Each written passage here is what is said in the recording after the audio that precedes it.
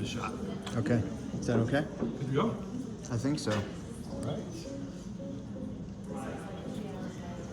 At least I got us.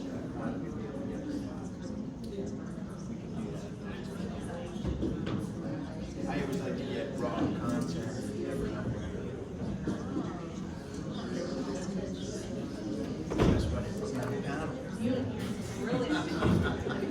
All right, we're going live mics. No rough talk.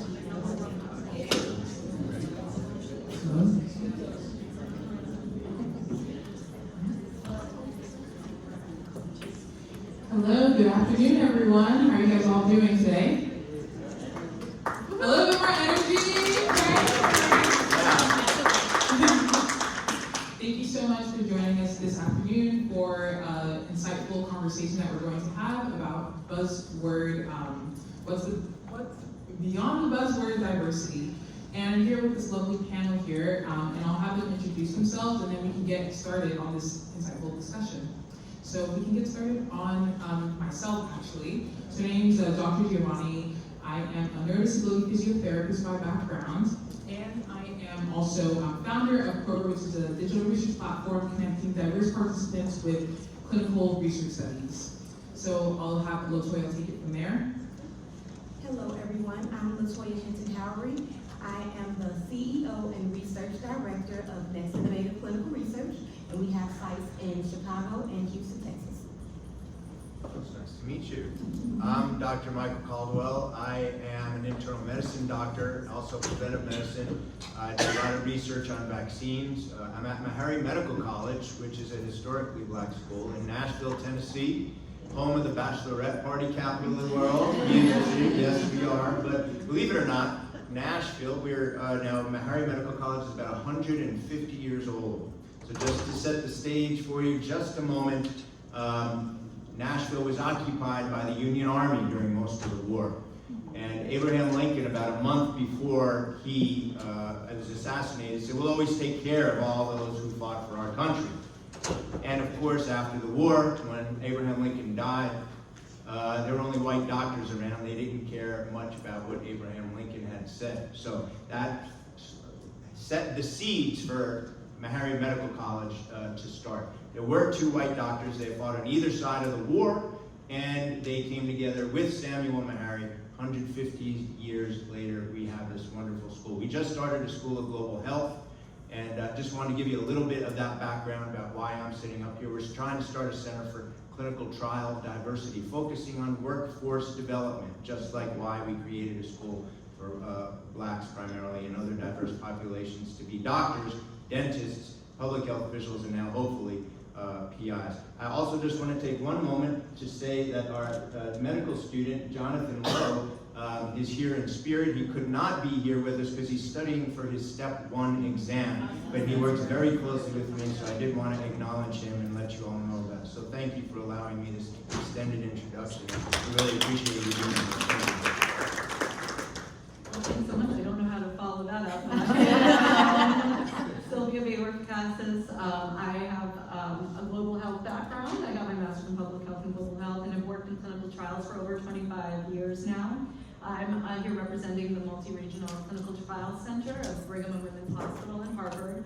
We've been around for over 15 years now, and we've been doing a lot of work around regulatory, clinical research, ethical harmonization, but a lot of the most recent work in the last 6 years or so has really been focused on representation in research, and I'll be able to speak a bit to that portfolio that we run. And then I also lead our health literacy programmatic initiatives and community engagement, so really trying to increase visibility of research and destigmatize research and really build communication and community around research.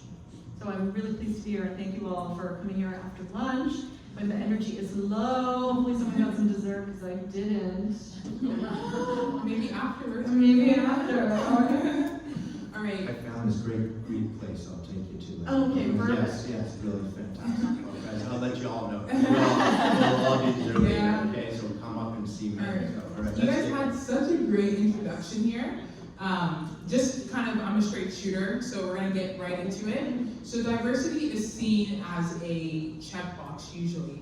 And with your line of work, you guys all have some sort of experience and it's all very colorful, which is great because we can all share those different insights and nuances. How do you guys move away from that sort of ideation of diversity being a checkbox in your workplace? And anyone can start that off. I guess I'll start. So I always, I represent who I am. I'm not a checkbox. I mean, I'm a Black woman. So I'm in an industry where I am, like, let's say 1%. I mean, being a site owner, I'm not seeing other site owners. So when we talk about employment and checkboxes, there is no checkbox to say, you know, what's your race, what's your ethnicity? It's, are you qualified? Are you passionate? You know, because what we're doing is we're reaching out to the community, and I want to know who have passion and also who represents the community. But since I'm hiring from the community that we work in, like I have a site on the south side of Chicago where there is a lack of resources for research in the community outside the University of Chicago and Northwestern. So I hire those within the community. There's no checkbox, there's just us. What's your passion? And Michael, do you have something to follow up with that in terms of your line of work with Meharry, especially working in a HBCU? Yeah. Well, I think your question is more complicated than I would like it to be. It would be nice to just say, yeah, we don't want to be checkbox, we don't want to have checkbox, but at some point, I mean, we needed to start counting so we knew where we were, to benchmark, right? Because, and it's only recently, probably in the last 15 or 20 years, that we're even asking for racial and ethnic diversity in the clinical trials. Before it was just men and women, so we really had no idea. Now you could say that the data is complicated, and how do you define who you are? So I think it's important to have boxes. We don't want it just to be a checkbox, like, oh yeah, we got that out of the way. But we want to make it such that we can really put a mirror up to our communities, put a mirror up to the diseases we're studying, put a mirror up to the workforce that is doing the studying also, and to try to think about a science or an ethics that manage it in such a way that is just, and to get us to that sort of wonderful thought of how can we do something that is ethical and just, and then also gives us the good science. So it's complicated. We have a long way to go.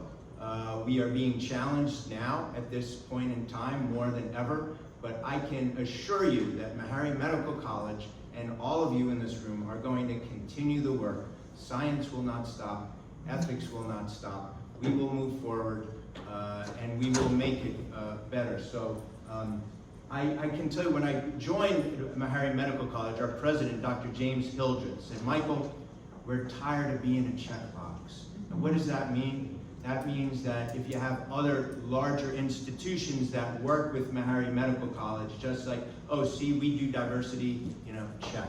No, we don't like that checkbox, but there is more complexity to it. Yeah. I really appreciate that, because we've seen that as well in thinking about our sexual orientation and gender identity questions as well, right? And being forbidden terminology now, not being able to be collected anymore. Diversity goes beyond necessarily race and ethnicity and sex and age to include all these other things, these intersectional identities. And I think that doesn't always get captured, and so I think that's how we've been trying to think about going beyond the checkbox as well, is that there are the boxes that we're trying to use as at least some indicators, some metrics, because we need to have some metrics to start from, like you said, but then also be open to different ways of starting to categorize. And I think about, even for myself, like what are the invisible aspects of a person's personality, or invisible parts of a person's identity.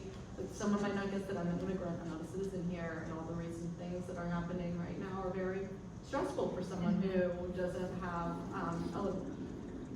a citizen status in the US. So all of the things, and I think in our planning conversations, we talked about also all of the invisible disabilities and different abilities that really come into the conversation around what does it mean to be diverse, what does it mean to be representative, and how do we capture that? Yeah, and to add on to what they said about the view of checkboxes, because everyone has a different view of it, and I'm sure all of you guys have a different view of how checkboxes is perceived. However, I do think that we should probably change the definition of it or the connotation of it, because like they have said, it is important to have a sort of baseline just so that we know if we're lacking or if we're not. And I think it's one of those things where we let people know, listen, this is a way for us to track to make sure that we're being more inclusive in these workplaces and in terms of bridging the gap for health disparity. So you guys all gave unique responses. It gave me a lot to think about, especially in terms of like how we should perceive these sort of words and definitions. So just moving on, I'm going to kind of ask you guys a question just so that it can kind of help us answer more questions. So who here is kind of here to understand more about diversifying their workplace? You guys are all here to learn something about that, I'm sure. By a show of hands? Okay, great. So LaToya brought up a really great point. She talked about how she's helping to increase more diversity in other organizations and things, and I think it's important, especially to understand that strategy. So can you share a few of the pointers of how you do that, especially when it comes to people of the Black community, and why we would be more hesitant to join these research sites and be participants? So the first thing was being intentional. I would say when I got into research about 15 years ago, I didn't see any representation of coordinators or PIs when I would go to the investigator meetings. I didn't see anything that looked like me. And in my community, there weren't any research sites. The patients that were participating were not minority. It was like, okay, what's going on here? So I made the decision that I wanted to do something different. So I was intentional about looking for minority doctors, and not just Black doctors, minority doctors who were interested in conducting clinical trials, and I was introducing them to that. So with introducing the doctors, now I have staff, now I can apply for studies, I can get coordinators. The whole thing about finding coordinators within the city, which is really surprising that Chicago isn't a big research city. You have your bigger universities, University of Chicago, Northwestern, Rush, but no independent research sites. You have a couple here and there in the suburbs, but nothing within the city. Right now we have, on the south side, 2 research sites in the underserved communities. So I had to be intentional about the staffing that I wanted. I couldn't just go out and find a coordinator that had experience. I have to train these coordinators. So I would hire medical assistants, phlebotomists, and again, being intentional about, do you live within the community? Do you know anything about the people that we're speaking to, that we're recruiting for?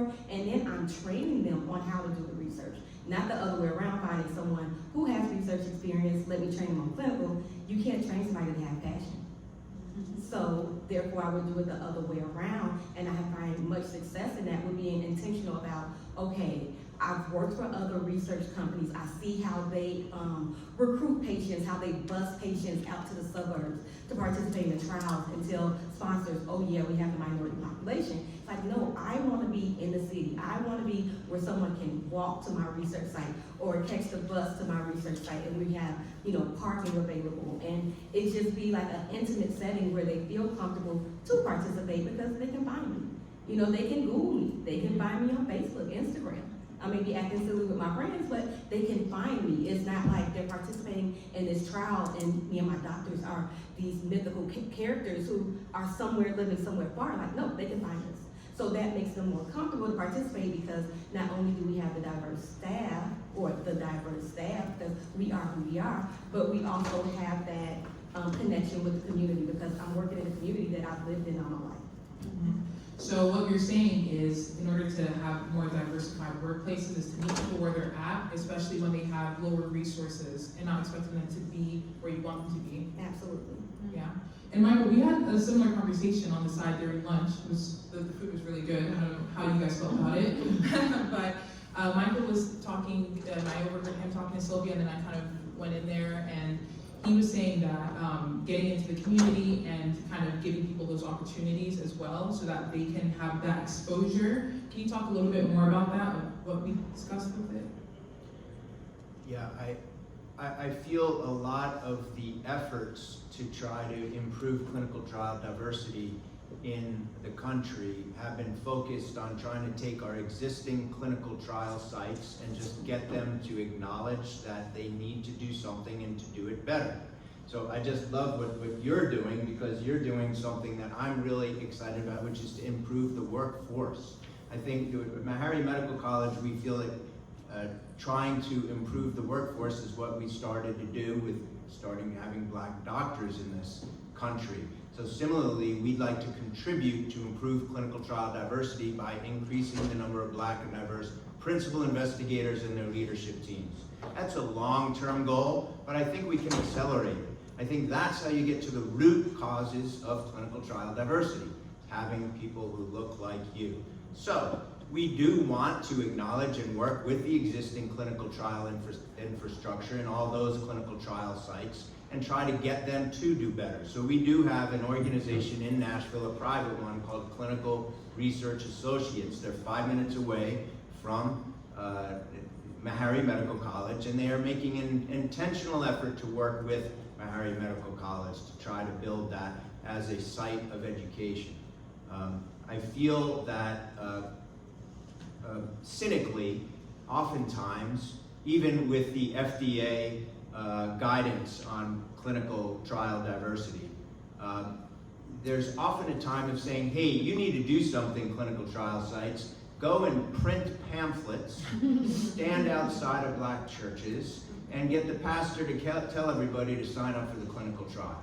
Now, you know, I guess that is okay. That's good if you're thinking about engaging the community. I would say, you know, if that's the beginning of seeds of doing something long-term, okay. But we often see this so much. The biopharma company will say to the clinical trial, say, hey, you've got to increase diversity. And the trial site's like, hey, we got to do so, what should we do? And they come up with a range of ideas, and some of them are really not all that great. They're not long-lasting, but at least they're getting them to think about it. So I'm really not against that. I'm just saying that you can't just only do that and go back to the checkbox. We did that. Oh, are you doing clinical trial diversity? Well, yes, we bought these pamphlets, we've stood outside of these churches, and we even got to talk, and the pastor said, join our clinical trial. But no, they don't go back maybe after the trial is done to build that interconnectivity. Get somebody from that church to work at that clinical trial site, yes, and to build that community. I worked as the Commissioner of Health for Dutchess County, New York for many, many years, and we had a very diverse community. This is just north of New York City, the home of Franklin and Eleanor Roosevelt. And Vassar College, I love it so much. But I did many talks to say if you want to reach the immigrant population, or any population, you have to hire those people into your organization to be the bridge. That's what we need to do with clinical trial diversity. Thank you. That's brilliant.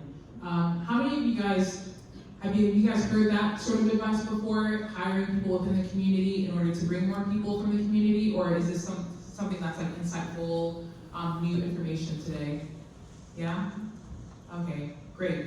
I would like to, if it's yeah, okay, go ahead. say something. I'm really excited to hear what you guys are saying. And I work at a safety net hospital here in Boston, and we were founded by Boston, the city, and the mayor's paid all the bills. It was for underserved populations, and that has changed over the years. And especially with the pandemic, I think that people might know Boston got really hit hard because of a device company having a conference. In any case, I think it really hit our leadership that our workforce has to be as diverse as our communities. And that is a bigger challenge given that the workforce has like all these advanced degrees and so on, and don't live in those communities. So that's what we're working toward, and we created a community engagement team, and we work with community and have community engagement advisory boards, and we want them to be partners in doing our research, not just in participation. And I have a question for you following that. So, because like, you know, obviously we want to increase the diversity, and you're recognizing that. How are ways that you would, what are ways that you would implement to increase that for people, to get them jobs involved into the industry? Because I do know some people who apply to be part of this industry, and obviously the job market's tough right now, but I guess prioritizing diversity, Yes. which would have a long-term, you know, better effect than hiring someone who may not understand like the nuances of being diverse and, you know, how is it? So how do we do it? So we have a lot of different community outreach, and these community advisory boards, CABs. So we're getting input from the communities on how we should be and how we develop that workforce, how we construct our research. And so that's really amazing to me. But we also are part of what's called here in Boston, the African Bridge Network. And we have expanded and we continue to expand in bringing in immigrant professionals, and they get a research administration certification, and we help them to find jobs in research. We also, some of the things I'm seeing is that we also have a lot of our clinical research coordinator jobs, which are like that's our rock solid center. There are jobs that are listed where they're looking not just for preferred bilingual, but required bilingual. Mm-hmm. And in the languages that we have a lot of population, like Haitian Creole, not languages that are necessarily big in Chicago. I have no idea. Yeah, I'm Haitian. Yeah. So yeah, I speak Creole. Yeah, and so many of my colleagues are Haitian. So if you also really diversify how you bring in participants, and they see you're welcome, that they see that they're valued, not just as participants, but as people, then they can start getting interested in having a job in clinical research. Brilliant. Brilliant. We'll just take her and then we'll. Hello everyone, my name is Caldwell Mitchell. I am the CEO and founder of Black Women in Clinical Research. So just when we're speaking on the workforce, what BWICR has been able to do, we have been able to increase the diversity in the clinical research workforce. So we know that what we are doing is working, and so we would love to collaborate with a lot of people because we see that people are having challenges with hiring diverse staff. So we can help. We've been able to help over 4,000 Black women, Black men, and minorities receive jobs in the clinical research industry, and we can help anyone that's interested in to know what we're doing. You know, we're doing mentorship programs. We are doing networking. We have connections with the hiring managers and recruiters. So it's not an issue to increase your pool. I know a lot of times when I talk to companies, they're like, well, how do I target this community? Well, introduce these clinical research roles to different professional organizations. There's no problem with telling people, hey, consider a career in clinical research. There are, just because I'm a Black woman, I'm going to speak from a Black woman's perspective, but from, like, they have the PhD programs that are focused for, you know, Black people, and then they have all these different programs. There's all these different people that don't know that clinical research exists. And there's also people who have the knowledge and the skill and are struggling with getting into the clinical research industry because we have made it difficult with having this 2-year requirement for people to get into the clinical research industry, or we have it to where there's entry-level jobs and we're saying we need for you to have experience. Yeah. So we need to make it easier for people who want to be in the clinical research industry and also introduce these careers to people, professional organization, community. Even if it's a patient that's participating in a clinical trial, that would be an excellent person to be involved in the workforce when it comes to clinical research. Yeah. Brilliant. Thank you. Sylvia, earlier you did talk about indicators, and this was like from our first question, but how do you measure inclusivity beyond demographics, and what indicators matter to you the most? Really, not, like all the questions, they're not an easy slam dunk. I think Take it from whatever angle. whatever angle. I mean, so like, I think from my perspective, and at the MRCT Center, we've done a lot of work, as I said, in representation, but I also work in health literacy and communication. So really building off of things that we even heard earlier today in one of the sessions by Viviana. She was talking about the fact that limited English proficiency and issues around translation, and how do we think about the way that we create materials that, never mind, are easy to understand in English, but then are also translated and available for everyone to be able to access from any group that wants to be able to speak to being in research and participate in research.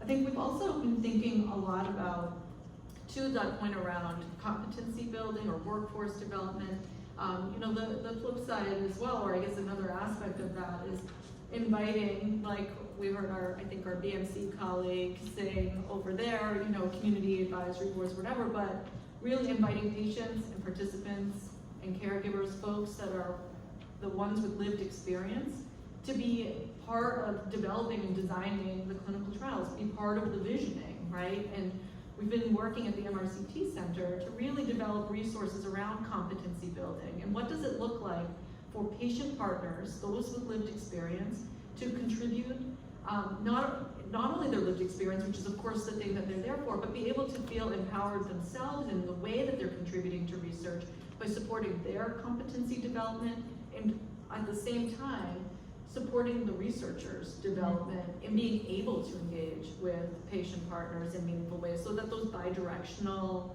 communications and exchanges are as meaningful as possible. And so I've been really thinking about it from the context of these sort of the surround sound now that kind of goes beyond the checkboxes. How are we creating environments where we're supporting the workforce, where we're creating skill sets, where we're communicating and creating resources in plain language? We've created a glossary in plain language with patients for patients. It's free. All of our resources are free. And they're there to help the public, but also that research coordinator who's getting started and needs some ways to explain clinical research terminology in easy to understand ways, right? Because everybody benefits when we speak clearly and when we speak in more plain language, right? Even the PhD astrophysicist who has a new cancer diagnosis and suddenly has to take in that information in the context of this huge life-changing event, right? Yeah. Like, we all can struggle. So Yeah. those are the ways I've been really thinking about it. This sort of the language, health literacy, and like competency building, like building that confidence around cultural humility and sensitivity. Yeah, and she got a really great point with health literacy and also the amount of information.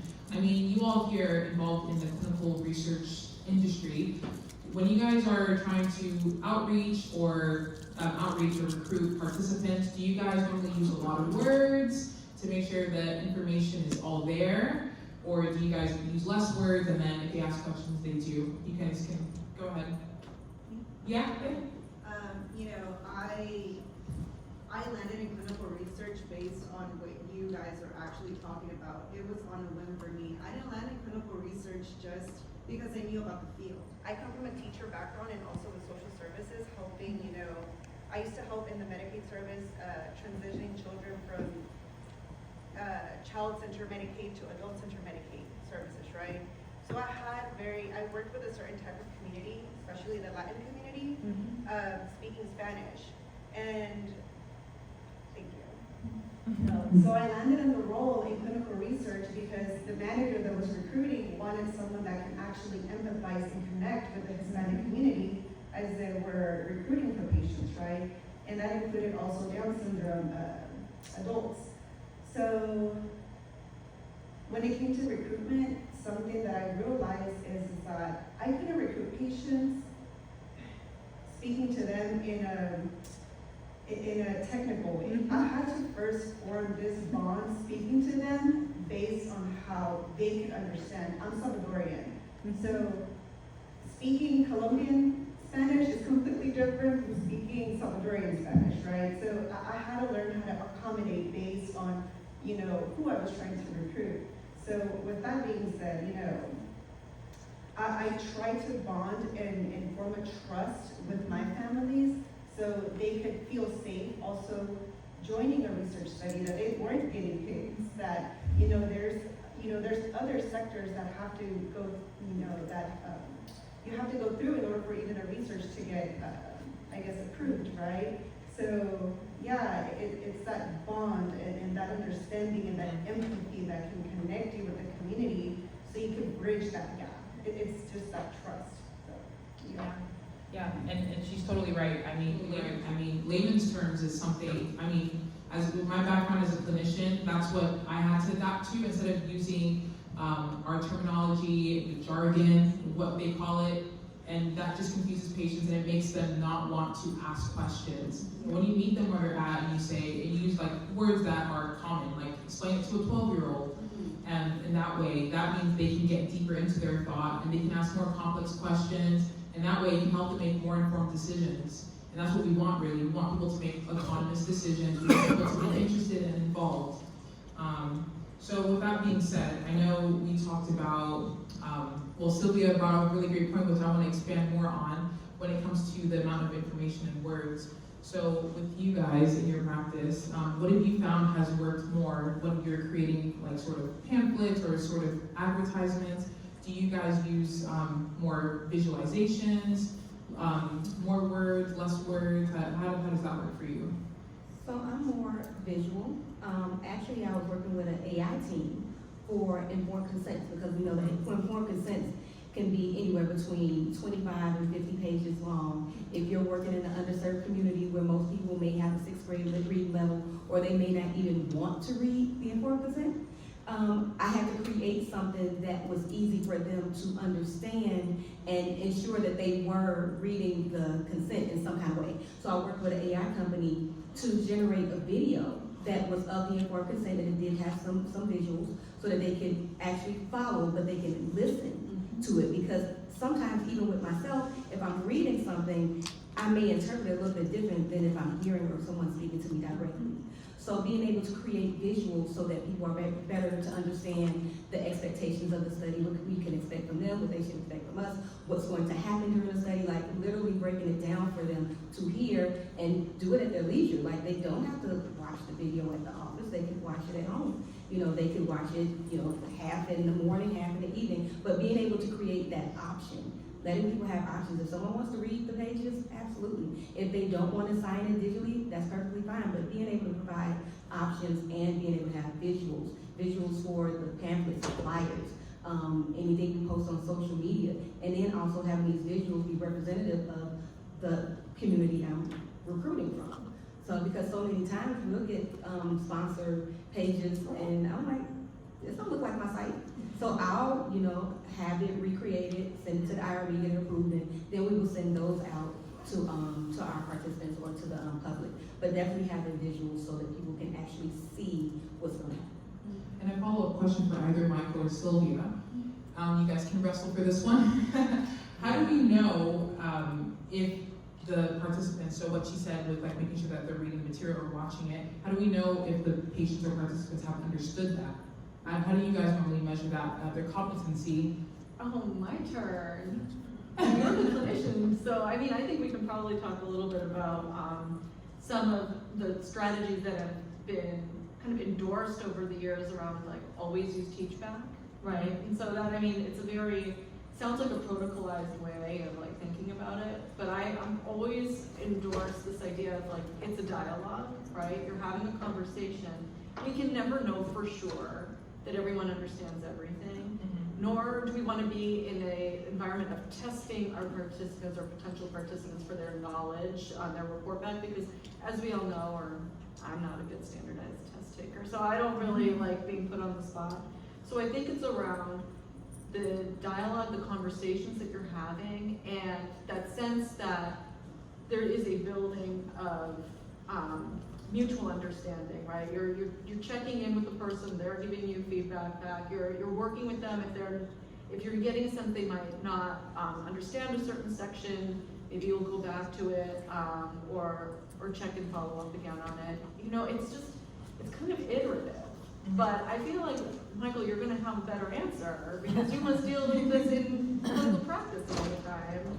You know, around how do you know that your patient understands what you've told them to do, and then they come back 6 months later and they never filled the prescription, or they didn't follow through on the medicine. what do you do? Well, I think there is no one answer, and going back to trying to have, you know, the Swiss cheese model of trying to get things done. I mean, just to have multiple layers.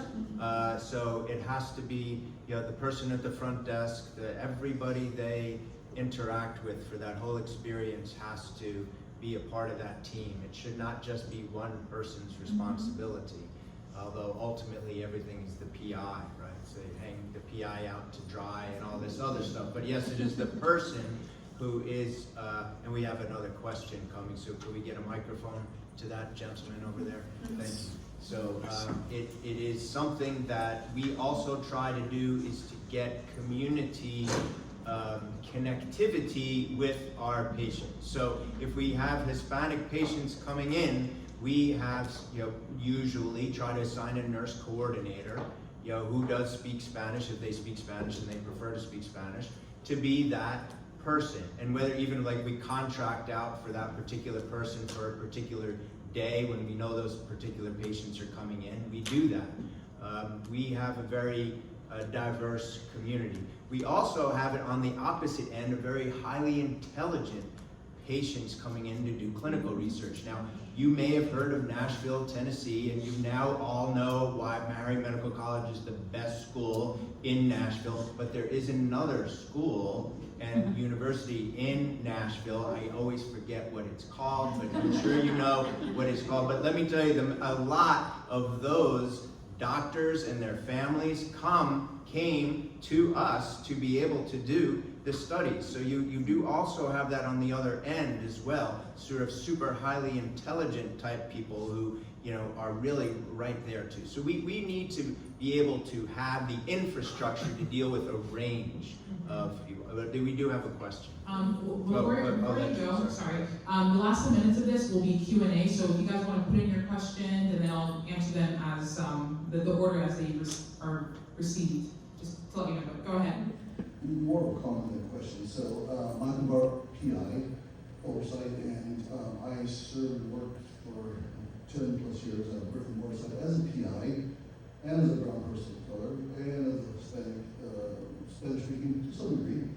And the ICF was incredibly important to the point where it was something that the CRCs, and of course CRCs know heavy lifting, you all know, but before that potentially somebody participant left, I would go in there and I would have them review and explain to me what kind of what Sylvia was saying, explain to me what this study entails. And if there was huge gaps that I would fill in, and answer questions and so on, but that was so important both to get a level of trust and understanding, but also from a quality perspective. You know, you don't want protocol deviation where you, in inclusion, do i.e. protocol deviations. And I found I actually excluded a lot of patients at that point because I got additional information that they didn't get in the CRC that unfortunately did exclude them, but for a good reason. For later on, I was saved me from again the deviation that, as Michael alluded to, the PI is ultimately responsible for literally everything from, you know, soups and nuts, A to Z, and to me that was very important. But I guess back to this current discussion, I think that discussion of again, connecting. And I have downloaded Sylvia's MRCT PDF on plain language, and thank you for doing all those things that your group did a good job doing it. It's really helpful. I'm not in the direct PI service model at this time, but afterwards, certainly work for WCG right now, we do provide support from that perspective, and I always remember that PI oversight aspect of it, as well as the ground level. Again, we need to get these subjects are very important. DEI is being de-emphasized across the country, we know, by our current administration, and it's becoming even more important to get the grassroots done and get people in. So.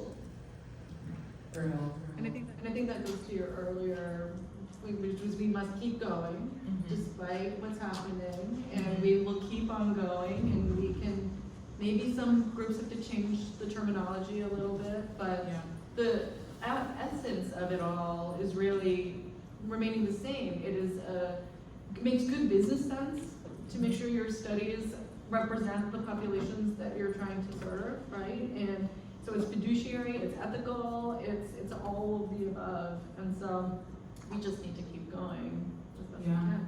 Yeah, I'm someone who's a founder of Kroger, so we're building a research platform connecting participants and clinical studies. And so what you're saying is important because giving up, or especially when you feel less motivated, especially when you're not getting a lot of people who are showing interest, just having to re-strategize and figuring out why. And it's not about giving up, it's really about figuring out how to meet people where they're at. So what Latoya said, figuring out, okay, do we need to change things up? Do we need to add more visuals? Do we need to add less words, more words? And then also what Michael said about inviting people to the community, so then word gets around. So that's usually kind of like a tale as old as time, word of mouth. Oh, I just joined this thing, this is really fun, you should join it too. And having people giving those recommendations in that way, old-fashioned way. I mean, there's different ways to do it, but just trying it out, reiterating all that. So it's no secret that this is obviously a discussion about diversity, and we have a room full of diverse people, which is amazing.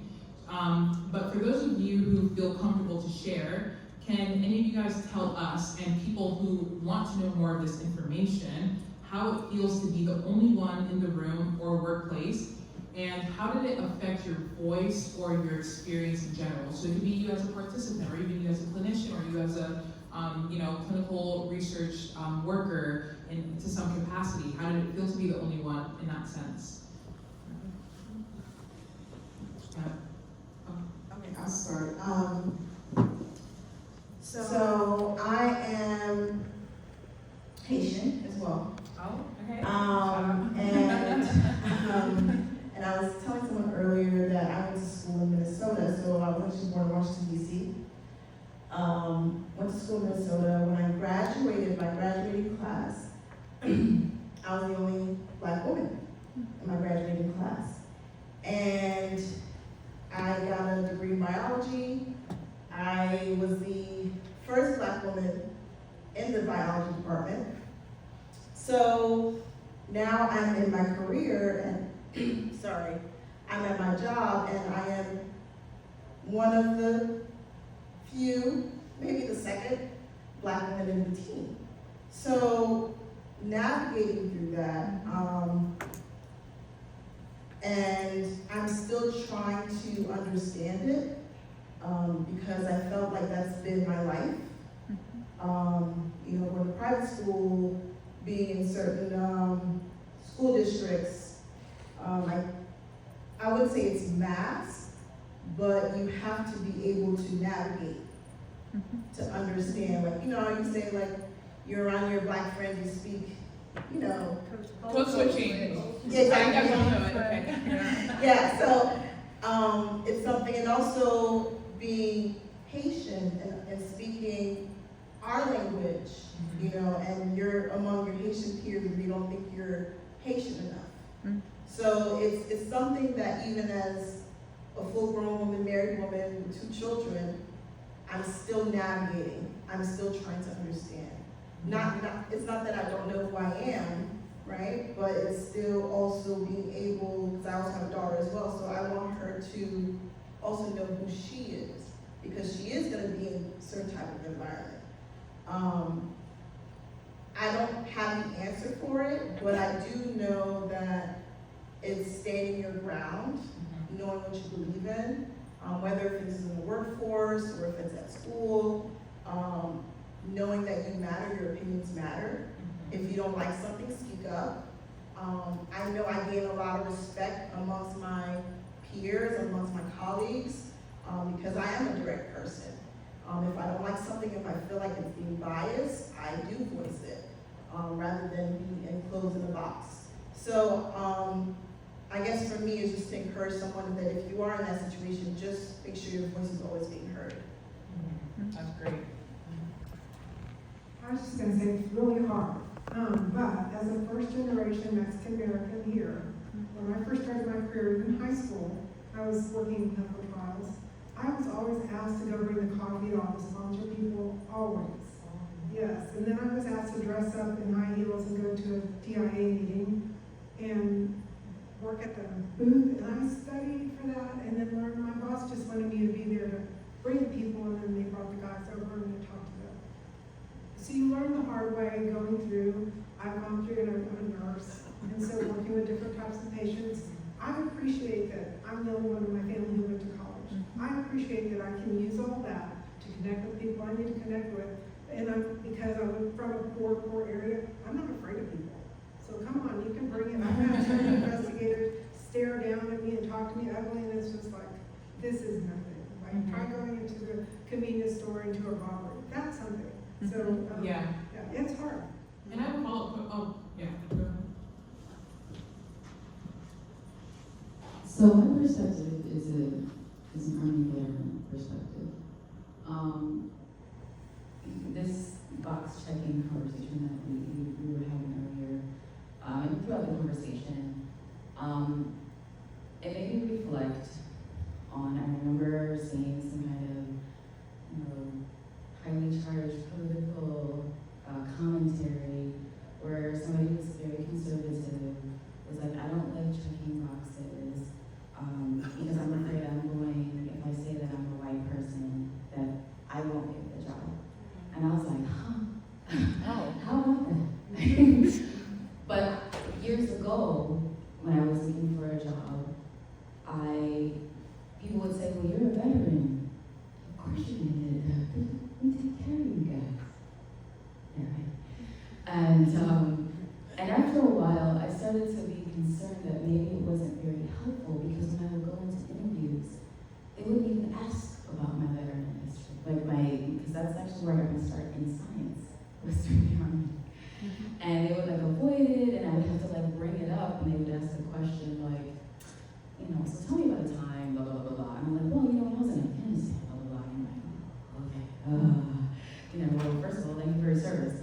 And I went to a networking event for veterans once, and they all had that same kind of feeling. And because we're weird, no one ever interviews us or whatever, and if you finally get an interview, they don't know how to talk about it. And we've all experienced that question of, have you ever killed someone?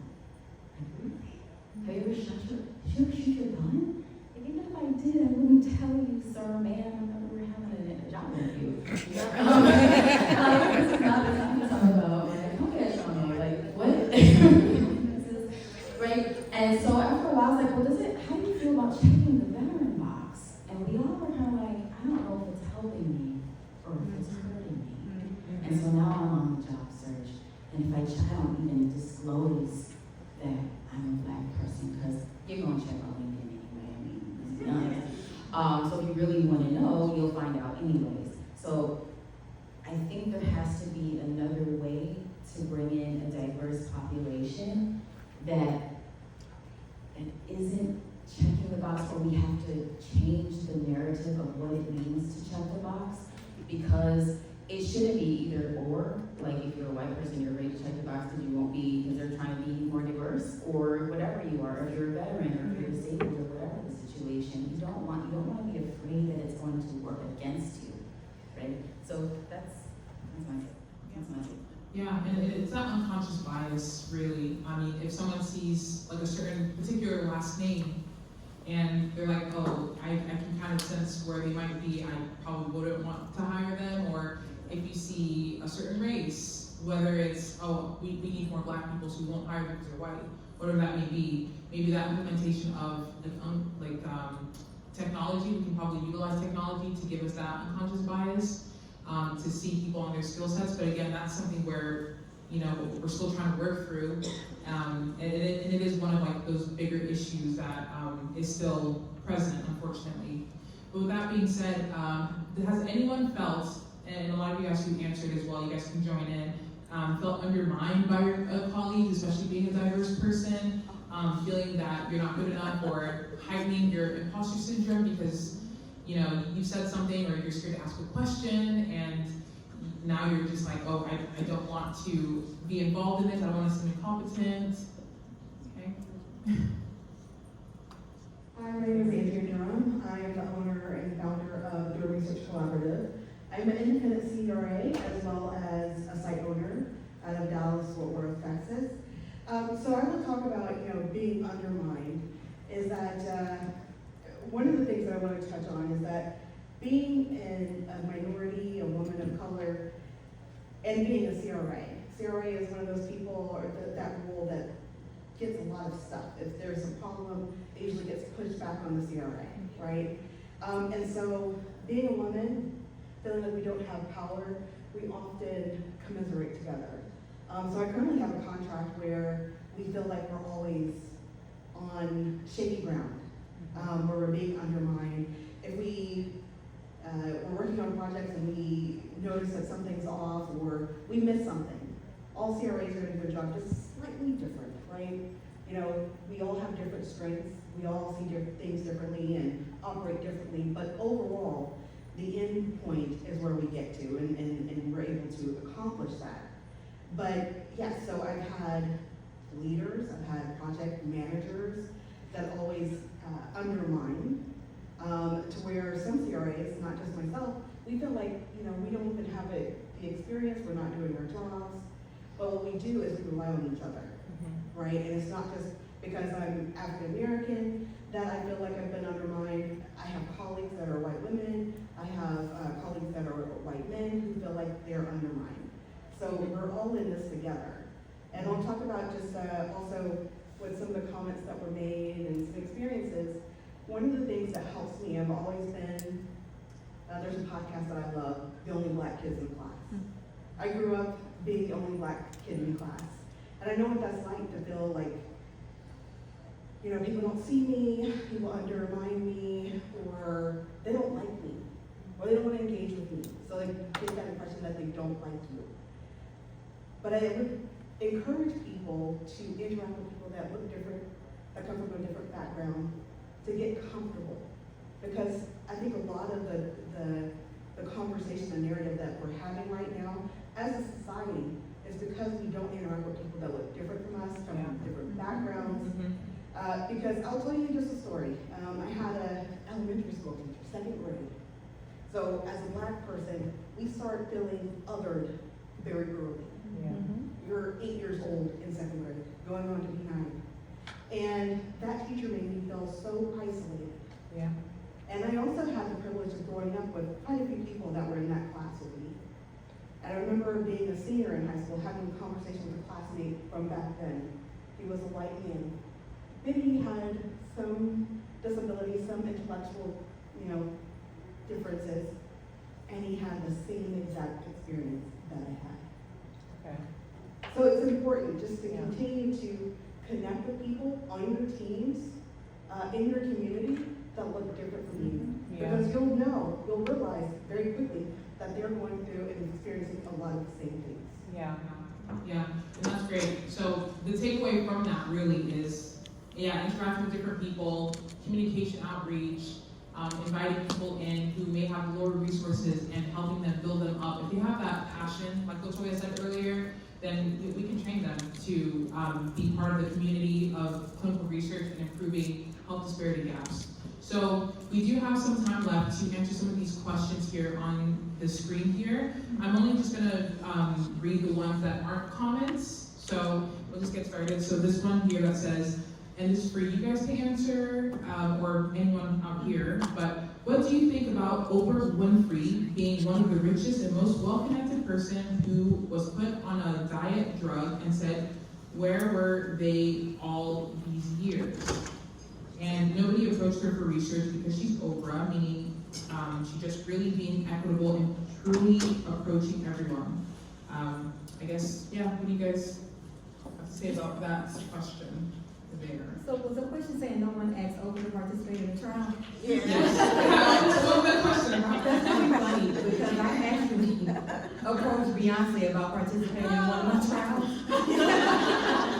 Because I've been working with her Be Good Foundation. I actually won a grant last year, $10,000.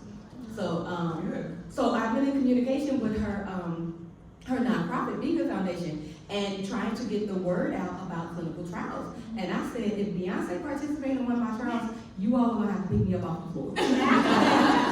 But no, it's about bringing awareness. So if someone in the industry was like, let's say, close to Oprah, because she has a circle, she may have a CRA friend, someone who may be an MSL, talk about what you do. Like, my people have to tell me to shut up. Don't talk about work, because I talk about research all day long, because this is what I do, it's what I'm passionate about, this is what I know. So I'm gonna talk about a trial, I'm gonna talk about why don't you participate in a trial, or have you even heard about it? Do you know where to go to participate? So when you talk about it to your friends, they talk about it to their friends, and then you're able to build a network of people who are now interested in clinical trials. So Oprah didn't participate in the trial because no one ever asked her. That was my point. Nobody Yeah. ever asked her. Yeah. She went to the Cleveland Clinic, I believe, because that's what she said on her show. And she never said one thing. She was like, where were these drugs? And I was like, well, there were clinical trials going on right now. Yeah. Right now, they're still going on. And nobody ever talked to her about it. So, but I do know there's a bias about, oh, if they have insurance or they're rich or well-connected, let's not talk to them, and that's not right. Yeah, exactly. I was just gonna put a plug in that CPS has lots of children that need parents. I adopted 2 children. I didn't ask what they were gonna be. One is African American, one is white. I'm Mexican. They're being raised Mexicans, that's who I am. What it's taught me is you would not believe the amount of experiences that you get, and then what growth you get as a person, because I always had the biggest bias from one group of people, and then now I have huge empathy, because that's my daughter. That's my daughter. Blonde and blue-eyed, that's my daughter, even though people think I'm her nanny all the time. Next question. So how do you encourage relationship building with patients before an ICF is presented? And yeah, we'll leave it there. That's a mouthful. So any one of you guys can answer, or my panelists as well. I mean, if I can just start, I've been seeing some great work being done in a few pockets around the U.S. where it's actually institutional review boards that are going out into the community. They're going to community fairs, they're going, literally doing those things like those events that are happening at community events, and they have a table there, and they're talking about research as a concept. They're just talking about what research is.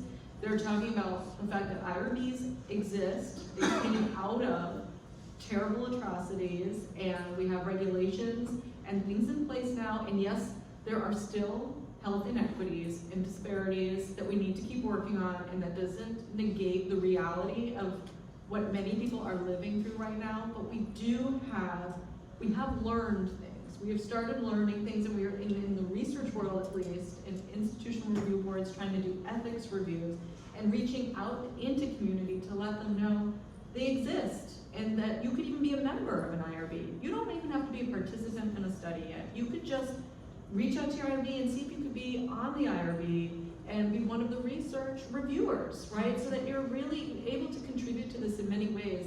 It doesn't have to feel so transactional as well, that the only way to be in research is to participate as a participant, right? Being on a community advisory board, getting involved with research in those ways as well to be an advocate, and then maybe being in a study as well, are the ways that I think we can start to see some of that change as well, right? It's like these small Swiss cheese.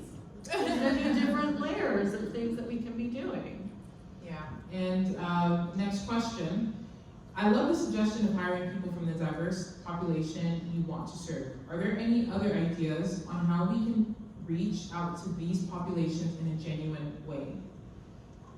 Yes. I'd be interested to know if any of you have experienced bias in your clinical trial sites because they don't believe that diverse populations are reliable. They will not come to their appointments. They will not do what they're supposed to do. I look for those people in the community. I just can't find them. So I'll tell you a story and look it up. His name is Dr. Levi Watkins. If you don't know that name, please look it up. Because he went to Johns Hopkins. He actually was the first African American to graduate from that other school in Nashville. Believe it or not, in what year? 1970. 1970, the first African American graduated from that school. He then went to Johns Hopkins, and he went to the leadership and said, I'd like to get more African American doctors to come to this school to be trained. And the leadership said, gee, Dr. Watkins, you know, we bring them in, we just can't find them. And what did Levi Watkins do? He goes, I'll find them. And you know what he did? He wrote to a young student named Dr. James Hildreth and said, I want you to come to Johns Hopkins. Now, who is Dr. James Hildreth? He's now the president of Meharry Medical College. Dr. James Hildreth had a mentor, and he had a list of all the schools he wanted to go to, and at the top of that list was Johns Hopkins. And his mentor looked at that and he crossed off Johns Hopkins. And Dr. Hildreth said, what are you doing that for? That's where I want to go. He said, James, let's not focus on the schools that are not going to take black people. That's what his mentor told him, and then within 2 months he gets a letter from Dr. Levi Watkins from Johns Hopkins saying, we found out about you, we want you to apply to Johns Hopkins. He showed this letter to his mentor, and he looked at it and he said, James, I think we better put that back on the list. So what I tell you in this story is that we must be intentional, we must be caring, we must check our own biases in ourselves and in our organizations. But our country has had historically walls built off, right? The I-40 in Nashville walled off the black community. We're trying to build bridges now. I want to thank MAGI and all of these participants here today for actually having this conversation. We are not going to stop talking about diversity. We're not going to stop talking about inclusion. We're not going to stop talking about equity. Remember, DEI has been around for thousands of years, and it has meant God, right? Dei means God, and that's not going away. Yeah. Thank you so much. Okay, so do you guys want to have time for one more question, or are you guys kind of tapped out? One more question. Oh, one comment. Okay, go ahead. I'll stand up. And please refer to the resources here on screen as well for more resources on diversity. So, Andrea Durham Research Collaborative, and I would like to second what you just said about the conversation about black doctors not being found. I attended another conference a couple of years ago, and I've also had a conversation with colleagues where, you know, we're talking about getting more doctors of diversity, African Americans, and the comment, and these are key decision makers in the CRO world and big pharma, and they say, well, there are no black doctors, or it's only 1%. Can I just make a suggestion to us in this room? When we hear comments like that, can we challenge them directly? Yes, please. Let's dispel those, because those doctors, there are several large organizations of physicians, not just black doctors, but Hispanic doctors, Asian doctors. Let's just dispel that. So, we exist, doctors exist of all backgrounds, women doctors, you know, so. But I think it's also disappointing that we still have those sentiments in the industry. Yeah. Real. Okay, one more person, and then wrap up. Can we go an extra hour? I think we're just getting started. We'll go an extra hour next year. Just kidding. And you can come on up and investigate for we'll linger here. Yeah. We'll leave it around for you guys. But it's with us up here. So, I work on the sponsor side. I'm a CRA on the sponsor side. And I do site selection. The site selection pools are the same key opinions for every single study. How can we know who is available or even able to conduct a study if you're not even looking outside of the pool that you tend to get your toe in every time you look for people? I've seen, when I'm on site selection, I intentionally look for people who look like me, because I've seen the PI selection pool. You go to the same, I'm gonna call it, you go to Moffitt, you go to MSK, you go to Dana-Farber, you go to City of Hope. No shade in this room. Yeah. But you have smaller, just like Latoya's site, you have smaller sites and smaller places, and those are the places that a lot of inner city people can get to. And we also want to, I also want to say that we talk about disabilities, we use disabilities and call differences. I have an autistic daughter, so when she gets ready She's done, you have all these invisible differences. When people are sitting in this room with ADHD, anxiety, depression, X, Y, and Z, those people still are part of the workforce. They are included in that DEI. So we have to remember that empathy, understanding, humanity are all principle in whatever you do. They're not subjects, they're people. Yeah, thank you.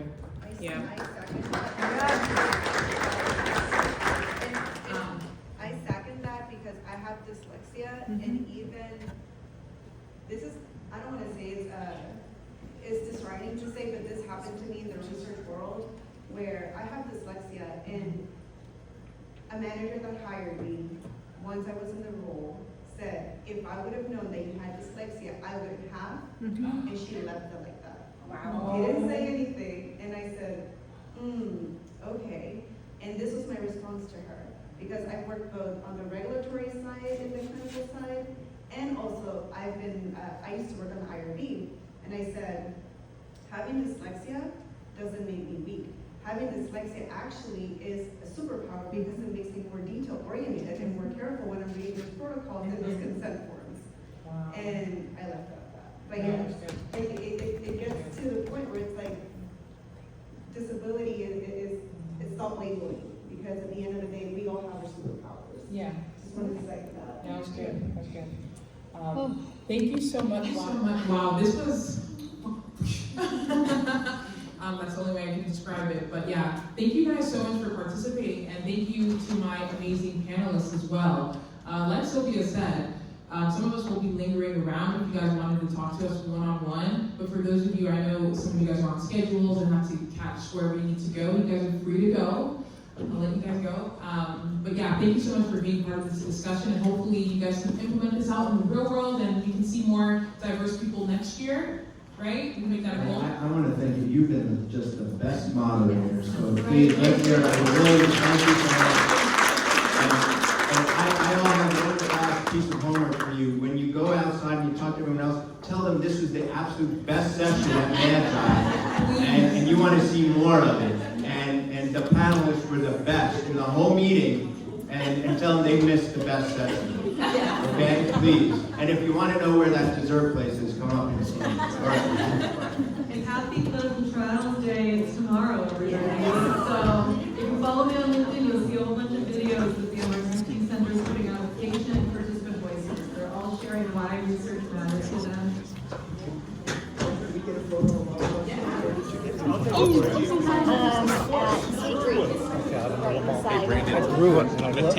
Okay, great. I can run more over if you need them, because I'm done here.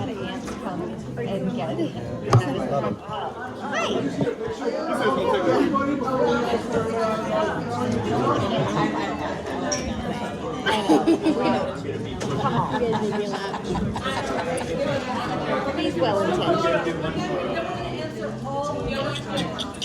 How do we look? Do we look okay? I couldn't tell if they were response to front.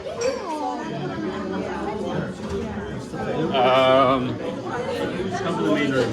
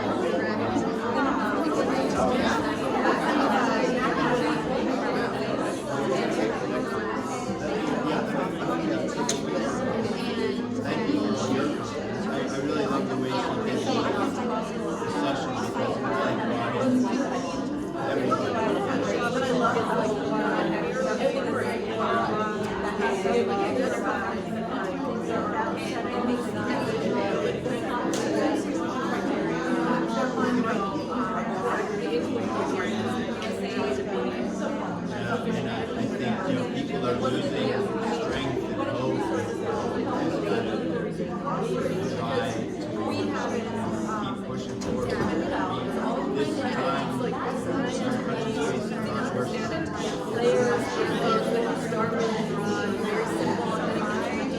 DEI is not dead. You can say it. Alright, that's my cell on the back, and I'm on LinkedIn,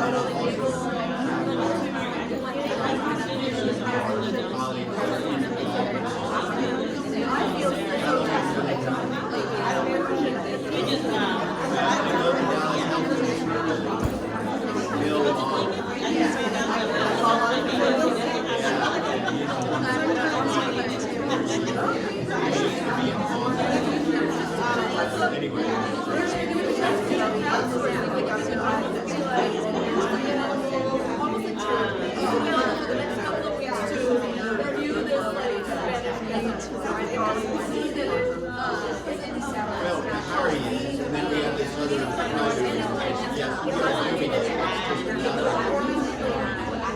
also having our schools be a place to educate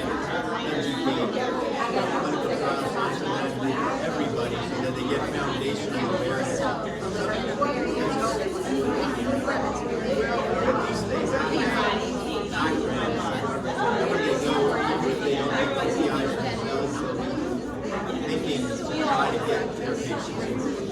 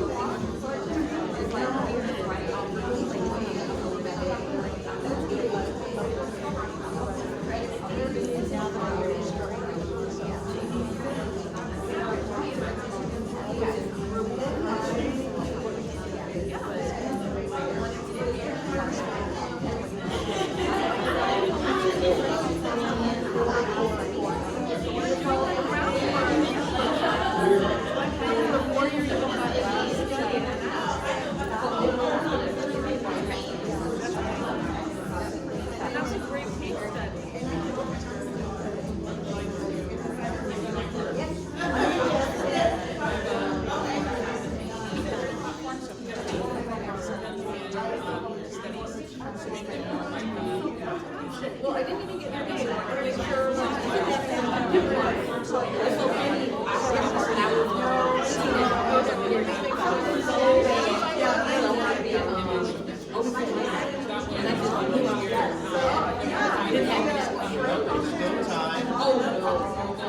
I'm working on my doctorate now. American College of Education. So, yeah, after this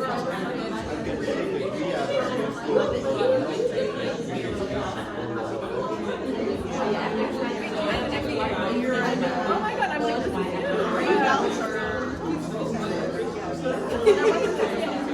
okay, yes, we're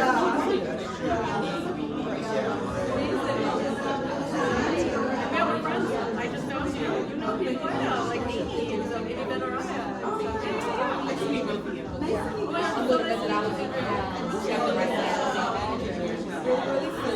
yeah, that's really good. we have a partnership with an organization.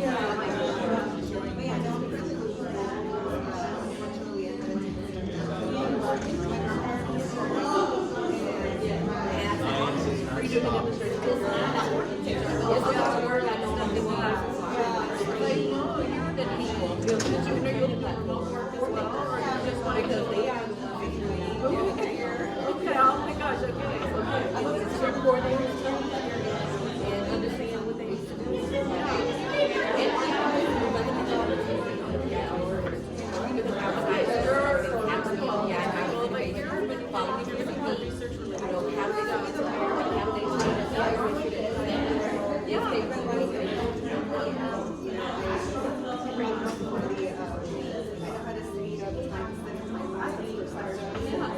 All right, this is good. All right, perfect. Well, thank you. I'm really glad that we can connect. Thanks for coming up to say hi. And I'm glad we're like, okay. All right, so we'll stay in touch. Thank you so much. Creating accessibility to healthcare for expanded that into trying to increase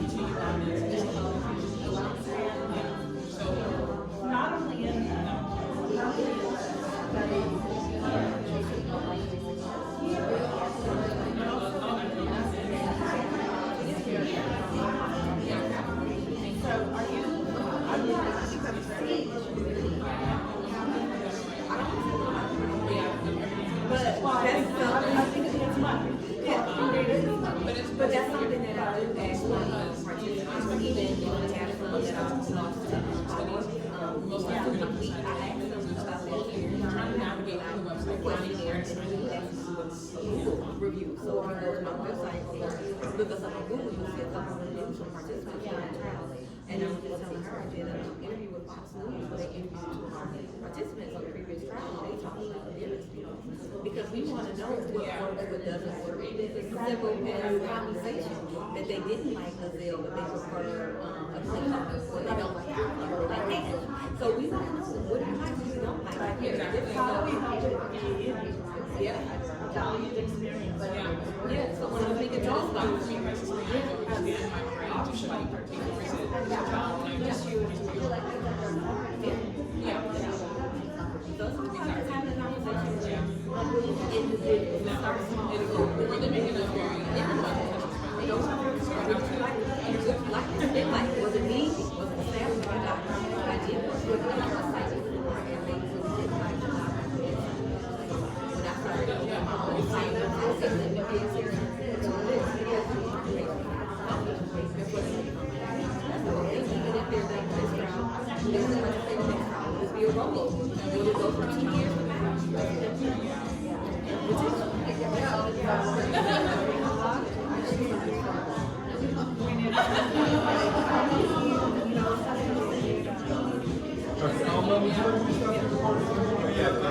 Sure.